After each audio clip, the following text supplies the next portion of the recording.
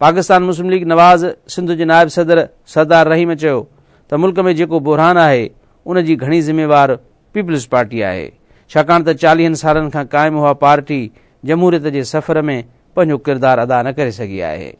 दानिशवरनि वारे इजलास में नामियारे सहाफ़ी ज़फ़रुल्लाह ख़ान, नौजवान दानिशवर इनाम शेख, ज़मीर घुमरे, जामी चांडे, ज़ुल्फ़कार हाली पोटरे ऐं अबरार काज़ी पिणु ख़िताब कयो।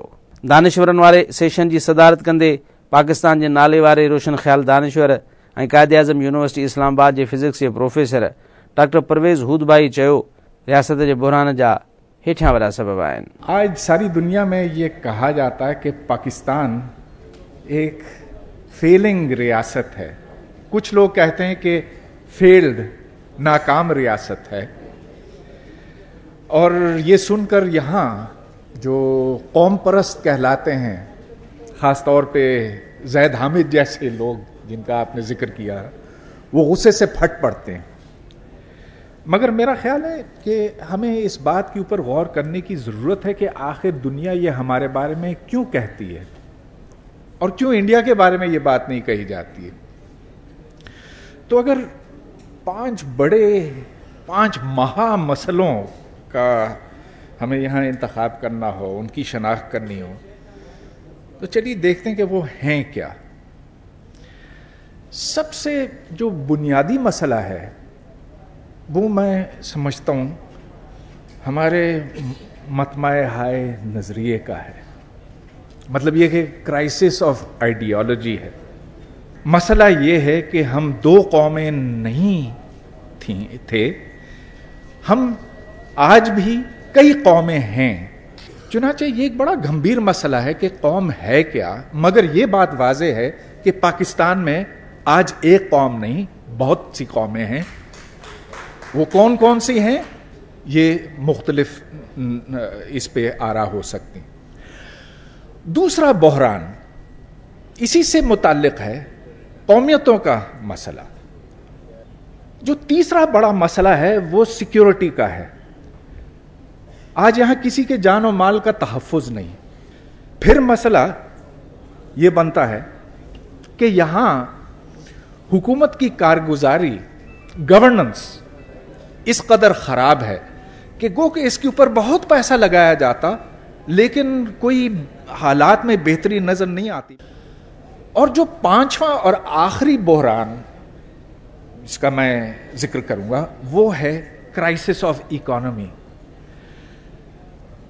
पाकिस्तान दुनिया के उन ममालिक में शुमार होता है जहां टैक्स टू जीडीपी का रेशियो सबसे कम है। मतलब यह कि यहां पर लोग टैक्स देते ही नहीं।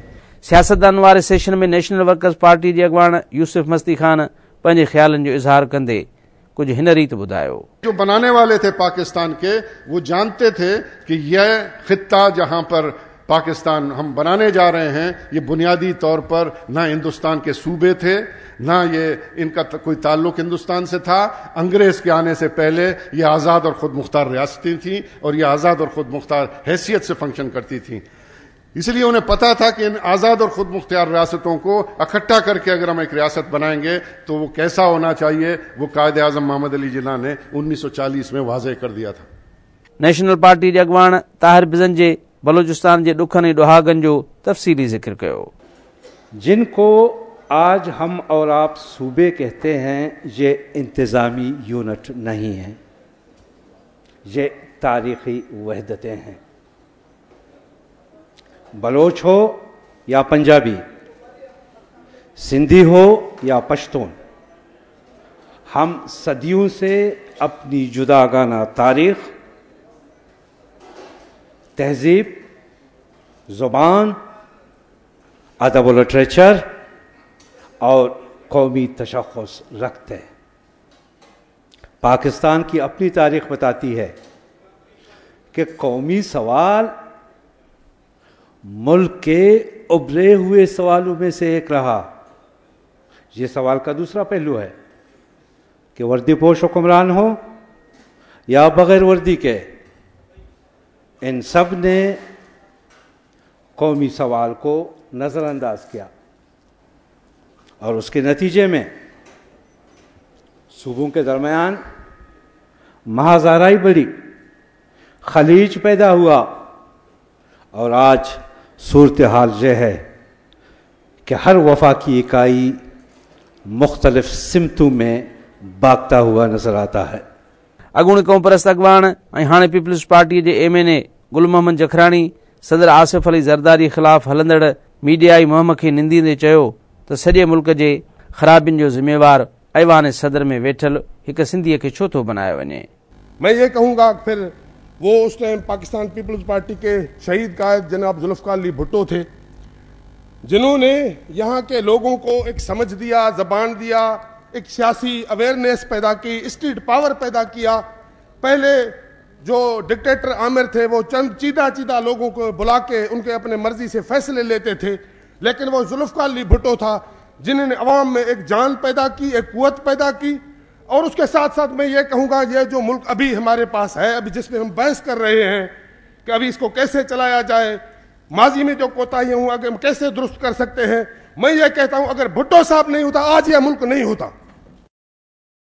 हमारे ऑनरेबल जस्टिस साहब रहमत हुसैन जाफरी साहब अभी भी हैं सुप्रीम कोर्ट में, वो कैसे रात के तारीकी में लाठी से जेल से चला गया, उसके लिए कलम क्यों नहीं उठता है बताया जाए। सिर्फ एक सिंधी गुनाहगार है जो ऐवान सदर में बैठा हुआ, ऐसा नहीं चलेगा मुल्क। आदमी हर एक अपने घर में खाता है और समझता है बातों को। आज किसी के आंख में आप मिर्ची नहीं डाल सकते, ये चर्चा बंद होना चाहिए। अगर आगे मुल्क को चलाना है तो जमहूरी कदरों को ख्याल रखना चाहिए। अवामी तरीक़े जे सदर अयाज़ लतीफ़ पली जे पीपल्स पार्टी जे क़यादत ते सख़्त छोह छंडिया ऐं मथिस एस्टेब्लिशमेंट जो साथ ॾियण जो इल्ज़ाम मढ़ियो। ये ख्याल भी हमारे दिलों में मौजूद है जो पाकिस्तान के तमाम लोगों के साथ हम शेयर करना चाहेंगे कि एक ट्रेन, एक रेलगाड़ी जिसके एक डब्बे में हम भी बैठे हुए हैं, उस रेलगाड़ी को पटड़ी से उतरते हुए देखना कैसे पसंद करेंगे, और एक घर जिसके एक कमरे में हम भी रहते हैं, उस घर की तबाही हम किस तरह मंजूर या पसंद करेंगे। पाकिस्तान के हम स्टेक होल्डर्स हैं। इस्लामाबाद और लाहौर में बैठे हुए लोगों को उन इक़दामात के लिए मजबूर कर सकें, वो स्टेप्स उठाने के लिए फोर्स कर सकें, कन्विंस कर सकें। फैज़ के लफ्ज़ों में, गर मुझे इसका यकीन हो तेरे सीने की जलन, तेरी आंखों की उदासी, तेरे माथे की थकन, मेरी दिलजोई मेरे प्यार से मिट जाएगी।